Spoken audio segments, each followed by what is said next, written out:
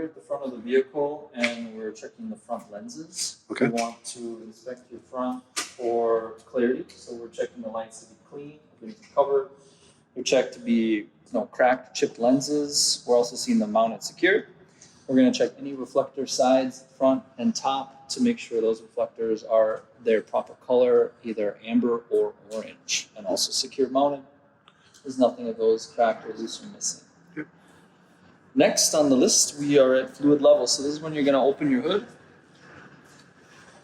Latches are on both sides. And fluid levels are going to be including a oil, your coolant, power steering, and the transmission. So on the other side over here, maybe so your oil is going to be identifying your yellow dipstick, explaining that this is checked when the engine is off. You'd pull that dipstick out, making sure it's between minimum and max lines. And if needing the oil, you would show the cap on the block, and then that would be checked, or that's where it's added, and the cap is checked for loose or missing. Now your coolant is here, and explaining that this is between the minimum and max lines. If it's needing the coolant, it's added here with the cap. That is checked loose or missing. The reservoir is securely mounted properly. All the hoses are fitted secured without any leaking. Now, the transmission fluid is right here. This is also checked. You're going to want to say it's checked while running. So you say the engine would be turned on for this, and that, of course, you're just explaining during the test. You don't have to actually turn the engine on. This is checked while running. Repeating that I would take it out to check minimum and max lines it's between, and if needing the ATF, it is added right here where it's checked. We're using a funnel. Now bringing them to the other side for the power steering fluid. That is here. The power steering, like any of the other reservoirs you say, is checked minimum and max lines between. The fluid would be added here. That cap is checked loose or missing. I'm also checking that the reservoir is secured, and nowhere do I see any leaks. All the hoses are fitted and secured. All right, so that would cover your fluid levels. Now, fluid and air leaks is a general overview of knowing what to check and being aware of a fluid leak, whether that be fluid of any kind, as well as an air leak, and that would be telling them that I'm looking under the ground for noticing puddles of fluid pooling, finding where that could come from. Maybe it's coming from an oil, it's coming from the water pump back here, it's coming from the air compressor. So I'm listening also for any of these air items to be leaking. Maybe the air compressor is leaking, you'd say. And also tell them I'm using any of my smelling senses. Maybe I'm smelling burning fluids. An overview of the engine compartment. I see and hear no air leaks. All the hoses are noticed if they're showing leak. Maybe they're cut or showing abrasions or rubbing on anything. Okay, so that is fluid and air leaks. Steering system. This is going to be including the steering box, as well as the hoses that connect to the box from the power steering reservoir. And your three component for steering is going to be steering linkage, your steer shaft, your pitman arm, and your drag link. So start with the box, explain that this is checked for a leak of fluid. It's mounted secured to the frame. I'm looking for any loose nuts and bolts or cracking. I'm going to check the two hoses here that they are tight fitted to the box, not leaking, and anywhere along them following, I'm seeing no cuts or abrasions or any rubbing on anything. The linkage points, again, 1, 2, 3, are all checked for anywhere their joints are loose or cracked. We're looking for any loose nuts and bolts, potentially any castle nuts like this are missing pins or keys. So we're checking those type of nuts.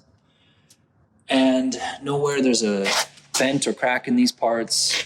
You're also saying that I'm checking for looseness of the steering that can be measured, you'd say, at 10 degrees at the shaft or 2 inches in the actual steering wheel. So you let them know I would know to measure it there if I saw it. So that's your steering system. Now you're getting into your front tire and your steering axle. So the front tire, I would break this down into the tread, the condition, and the inflation. So kind of 3 areas of the tire itself. So the tire tread mentioned that the tread is a minimum of 4/32 of an inch. This would be evenly worn, not only on the tire, but side to side of the steer axle itself. So the tread here is the same on the other side. Checking for a virgin tread and not recapped. Condition of the tire, explain that the sidewalls would be noticed any cuts, abrasions, or bulging. The valve stem isn't missing a cap or leaking air, any crack in that. And I'm going to check, you say, inflation of the tire, where the spec is on the wall, and I'm using a pressure gauge to measure it. We're not over or underinflated. Next on the list, your rim. And remember to use your list very carefully. Don't jump around. Use the list as you're checking items off at each one. So the rim, mentioning that the tire and rim are checked on the outside flange for any separation. We're seeing it properly sealed and seated. We're looking at the rim for any warp or crack, and if it's cracked, it's replaced and not ever repaired. So you say, I'm looking for legal aftermarket belts. The lug nuts are all here and accounted for. We're looking for anywhere they could be loose, where you say, I'm looking for shiny threads on the stud. I'm looking for gap or space at the rim and the lug nut, and also any discoloration or rust running out the side is indication looseness. And also the stud isn't cracked or loose, secured to the hub. All right. Now we get into the springs and suspension components. So your springs are here, and these are checked for any scissoring or shift, as that would tell you they're cracked or loose. So we're checking that they're aligned properly, not shifting or scissoring. We're looking for any crack or bent in that mount, in the spring, and the mounts are in the front and rear of the spring, you say, are secured to the frame. I'm looking for loose nuts and bolts or warp or crack in the mount. And also I'm checking that the spring is secured to the axle in the center. I'm checking for U-bolts cracked or bent or loose nuts on the bottom. Now the shock is here in the backside, kind of right in the center.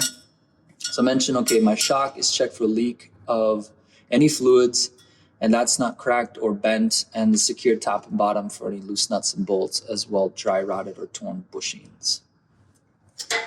Now, the next section or brake says brake lines, hoses, and leaks. So you're showing these hoses as you're saying that these are checked for any leak of air. They're tight fitted and secure. They're not anywhere rubbing, any chafing or abrasions. The line is your ABS line here, that this would be checked for any corrosion or bare wires. And that is also checked to be secured and out of the way, not rubbing on anything or tangled. And now brake contaminants, it's going to say on the list, you mentioning that inside this dust plate where I'm seeing the inspection holes, either top or bottom, I'm going to find in here the drum and the lining. And I'm going to check in there for any noticeable grease or oil that would cause brake failure. So I would see that as an issue, and I'm going to find where that grease and oil is coming from and making sure my hub seal is not blown out the backside, and to get that addressed before I even worry about cleaning anything. So that would be your steer axle. Now we're going to start working the side of the vehicle. So at this point, you'd be fine to close your hood, and remember to latch both sides. So latching, don't think we'll do this later. Just immediately latch your hood, confirming that you're done with your front axle. All right. So now we are at lenses and reflectors for side of vehicle. Very similar to the front, point out that any reflectors that you may have would be also their amber or orange color. They're not covered or dirty. They are secure mounted and not loose or cracked. The lenses for the rear as well off the side, pointing out that rear side face, even though they would be in the rear, are as well red color for those. Now, the traffic monitoring devices for our vehicle are just these mirrors. So explaining that they are checked for frames secured mounted to the truck. We're looking for any bent, cracked, sagging frames. the actual mirror is clean and not covered or cracked, and it is secure mounted to this frame. Okay. Now we have the battery. So the battery is found on the other side.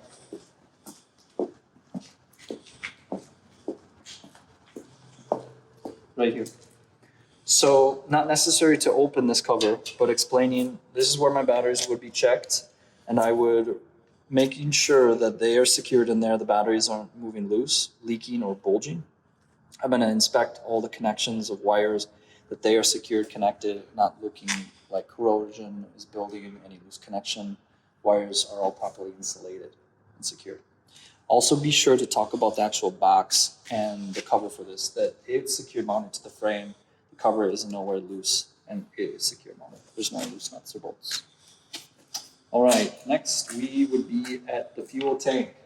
Now that over here, you also want to include your DEF system, and conveniently these are right next to each other. So it's fine to talk about them kind of at the same time. Mention that both the tanks of these systems are all secured to the frame. We're looking for any straps that could be cracked, missing seals, as this is preventing metal on metal. We're looking for connection of hoses to be secured. In the back here, I don't see any hoses that are loose, also wires corroded. And I'm looking for caps on both of these tanks to be secure connected. I'm looking for, you say, chains or tassels to be connected. I'm also seeing inside the cap a seal not torn or missing. And I'm looking also, you say, for leaking of the system. So if you're maybe on the ground or anywhere around the tank, hoses and cap. All right, so that kind of covers your fuel tank. Now your frame. The frame is plural of the truck and the trailer. So they're going to want to hear you talk about the frame of both of the truck and the trailer. So at this point, explain that my truck and trailer frames would include me checking the length and also width member or cross members. And the frame is also including the header board, which is the front of the trailer here, and any deck boards as well. So structural frame, you say, of truck or trailer is all straight. I would not see any warping or twisting, cracked frame. Everything is held together by any secured nuts and bolts. I would look for any loose or missing. The frame is also carefully looked at for any rust holes. And the frame, like the rim, is not legal to repair aftermarket. So the truck is checked for a legal weld. However, the trailer can be welded aftermarket, so not to care of that one as well. All right, so after frame, now we will move on to the coupling of the truck and the trailer, starting with air and electric. All right, so now on the list, we are at air and electric connectors for the setup here for Class A. So the air connection or glad hand, mention that these are always checked to be matching to a color. So service is blue and blue, emergency is red to its red. The seal between the glad hand, you're saying the rubber is not torn or dry rotted. I'm listening for air that could leak at the connection here. These to the truck are secured mounted.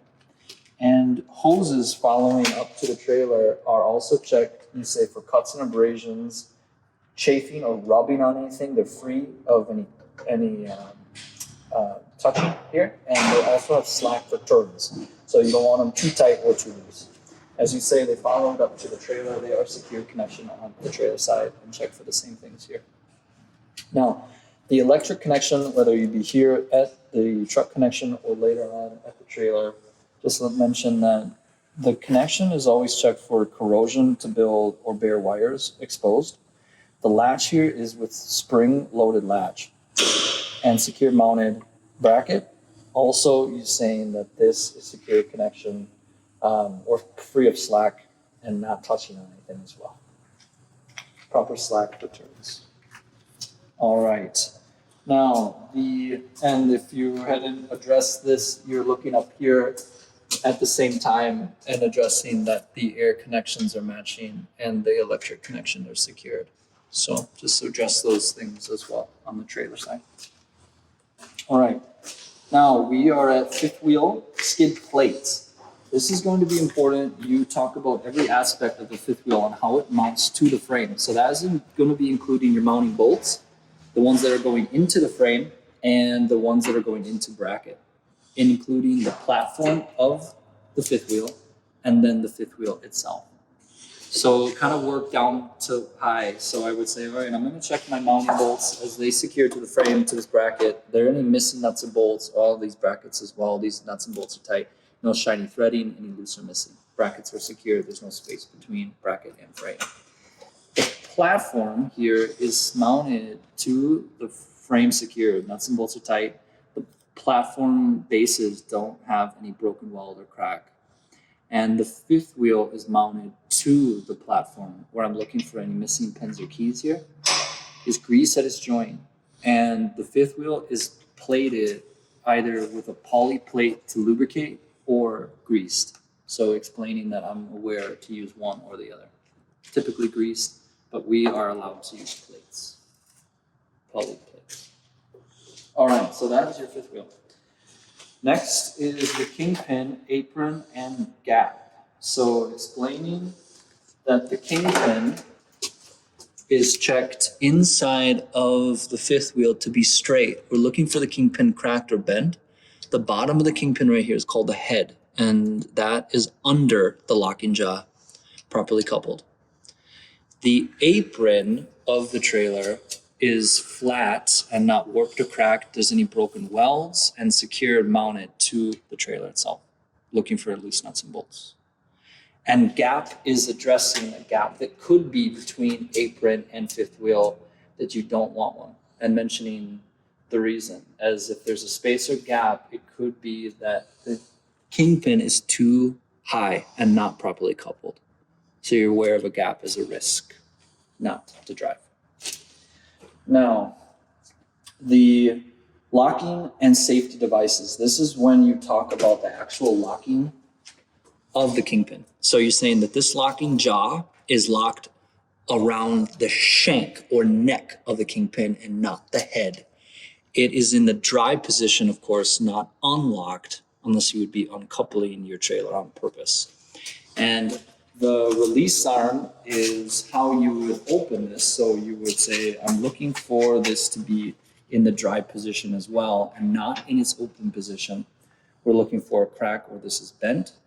And for the safety feature for this, instead of a safety latch, you're explaining this is with spring. So it has spring tension and is spring loaded as a safety feature. All right, so that would be those items there of the combination view. Now the trailer itself, it's going to start by saying landing gear and clearance. So you're going to point out your jack to say that this is important to be properly raised to drive all the way highest position for proper clearance. We're looking for this locking pin in place. The whole landing gear straight to notice if it's bent or cracked. It's mounted, there's no loose nuts and bolts or broken welds. It's greased internally. The lever system is also straight. There's no loose nuts and bolts for this. And explaining that the landing gear handle here, this is properly stowed and in stride position as well. Now, the reflective tape for the trailer, including that off the front or the side, all the tape is DOT grade, and it's not torn or peeling, and it's clean and clear of anything obstructing the tape. When you cover the rear of the trailer, lenses and reflectors, it's very similar to the truck on the idea that the red color is what you're expecting for your rear reflectors. You're also seeing that everything's clean and clear, nothing covered or cracked. There's any loose wiring or hanging wires. All the tape is secured and not peeling or torn. And it would be good to also point out your ABS light, that in the rear, this light is also clean and not covered of anything that could obstruct it, and it's proper off. If it was on, it would tell me there is an issue with the ABS system.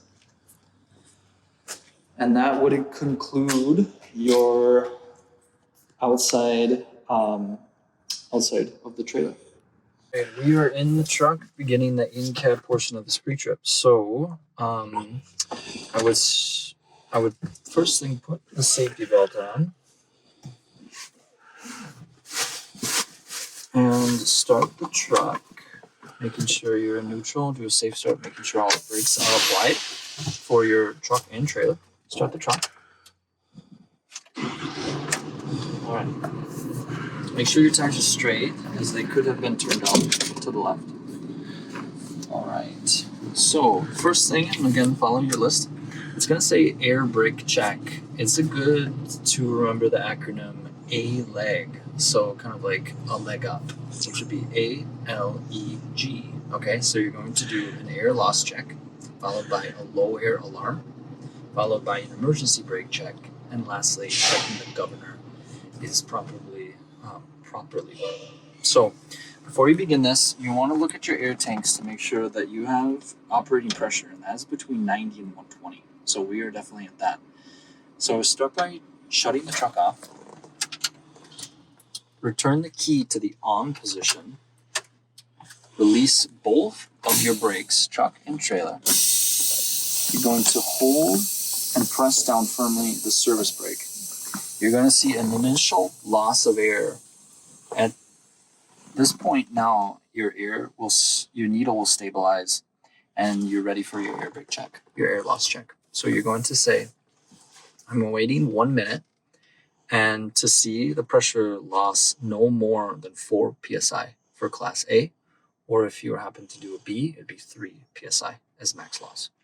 So you're going to wait that full time during your test with your examiner, either to time yourself with a stopwatch or a phone, or use the clock on your truck, but you're waiting a full 60-second time. After your minute time, confirm I didn't lose any pressure in that time. Next, I'm going to make sure I have a low air alarm, and that would come on an audible and visible alarm between 80 and 60 psi. So you would now start pumping and releasing the air out of your system.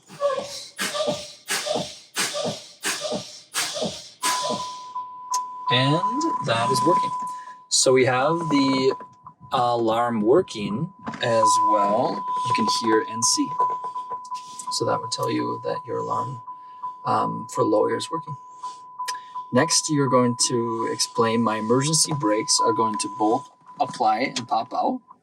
And that will happen between 40 and 20 psi. So we'll test that now by continuing to bleed out the brakes.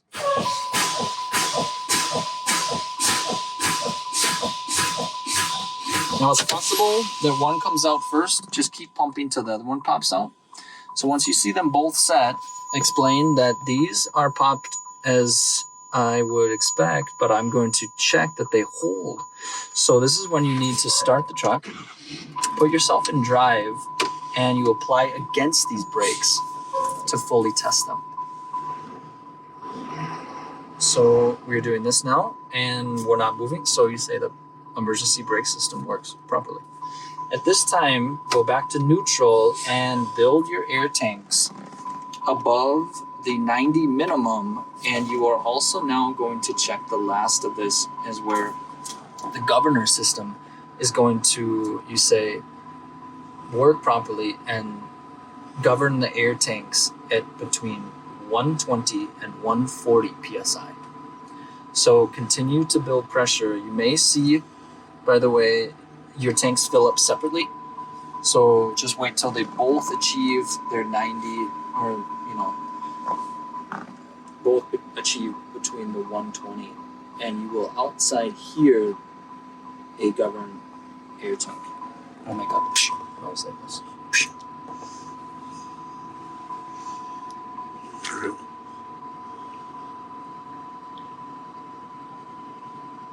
So oftentimes you will see a primary tank fill up first. Your first needle has achieved its operating pressure, and then the secondary needle will follow.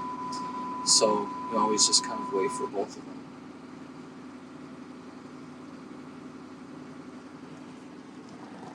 And as you're building pressure, this is a good time to mentally check off those things in your head of the air brake system, as well as anything that could have been missed outside. So this is a good time to just kind of think to yourself as you're just sitting here.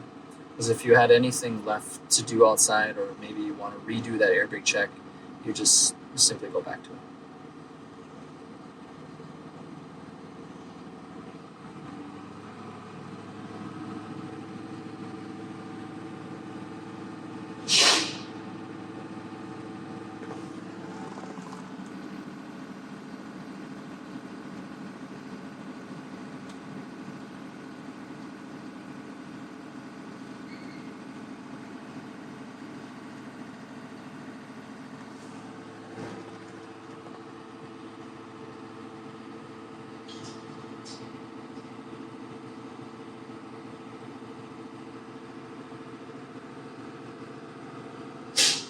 All right, I just heard that, Governor, so that is working properly.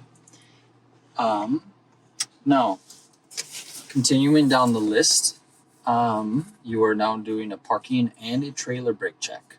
So to do your parking brake check, you're going to release your trailer, keeping the yellow, your truck, applied, which is out. You're going to put it in drive and simply just gas, and the parking brake should hold. So you confirm it is working. Now you do a trailer brake check, which is the releasing yellow and applying the red. You're going to put yourself in drive, roll forward, and slightly tug against the parked trailer. And explain my trailer brakes work, and this is also testing my coupling is coupled and secured, where the kingpin is locked inside of the fifth wheel. Okay, back to neutral. Now you are going to do a service brake check. This is releasing both yellow and red brakes. You're putting yourself in drive. Make sure your tires are straight for this. Roll and apply the brake. And explaining my service brakes work properly and without any pulling either side. So my brakes are evenly applied and adjusted. This is when you're back to neutral, set both of your brakes. All right. Now, following the list, we are at lighting indicators. You're going to want to say that my dashboard is all able to be lit. We're checking that the high beam blue indication comes on. We're checking that the left signal indicator works. We're also checking the right signal indication works. We're going to check the four ways. The button is right here. The arrows work together. You're confirming that the parking brake indication light is on. And also confirming that there's no emergency indication lights like an ABS or a check engine light or anything of that nature. Or DEF of the system.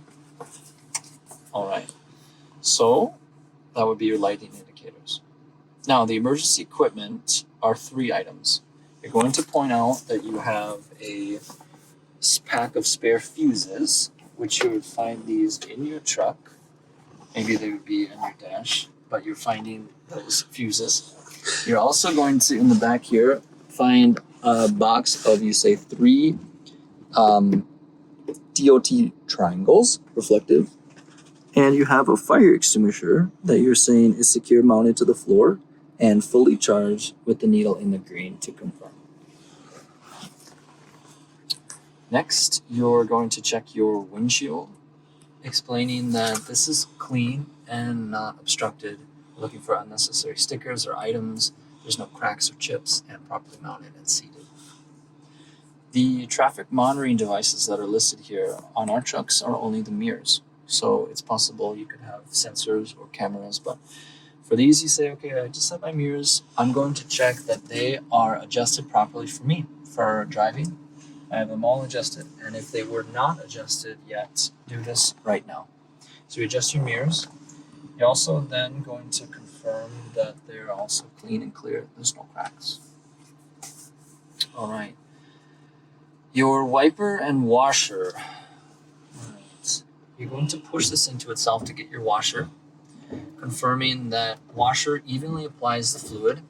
We're looking for any blades that could be dry rotted or torn, and they are operating properly. Cleaning, not streaking across the windshield.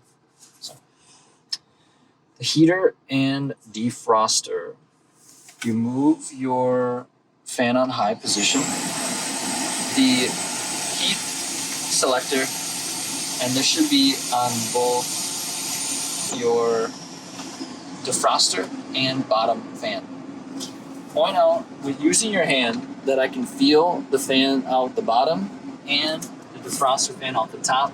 For the air to be working properly, the fan works, and the heat, I can feel the temperature change. You turn it back to a comfortable setting for your examiner. Now, your horn. You toot your horn. For this truck, you have a single city horn. So you say the horn is properly working, and I would do a one last minute overview of this list before I confirm I'm done with my checklist and I'm done with my pre-trip. As you could now go back to something if there was something more to do. It's not timed. And not to worry about your time necessarily, so it would give you plenty of option to go back to something if needed.